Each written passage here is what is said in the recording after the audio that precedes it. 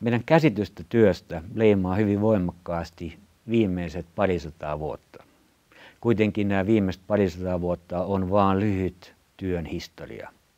Se, mitä näiden viime aikojen maailma on meille opettanut, on oikeastaan opettanut meille sitä, että joku toinen päättää.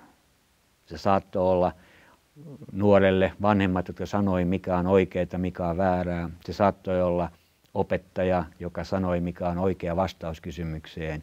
Se saattoi olla esimies, joka sanoi, mitä saa tehdä ja mitä ei saa tehdä.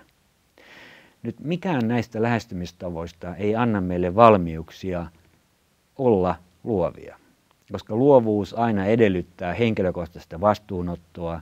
Se edellyttää, jos uskallan sanoa, kapinointia. Se edellyttää rajojen ylittämistä. Se edellyttää ennen kaikkea kyseenalaistamista. Eli luovan talouden elementit ja lähtökohdat on hyvin erilaisia kuin se toistava tehdasmainen työ, johon itse asiassa meidän järjestelmät yhä edelleen meitä vie.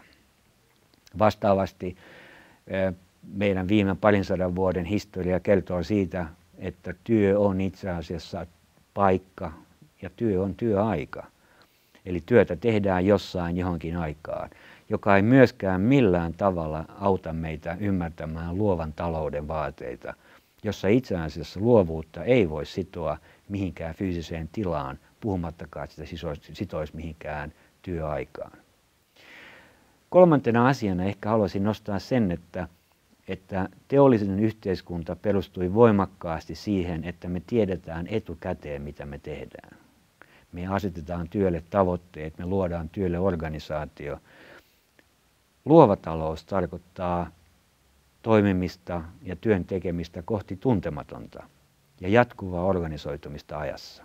Jatkuvaa responsiivista, herkkää liikettä, jossa reagoidaan jatkuvasti kehittyvällä iteratiivisella tavalla siihen, mitä tapahtuu.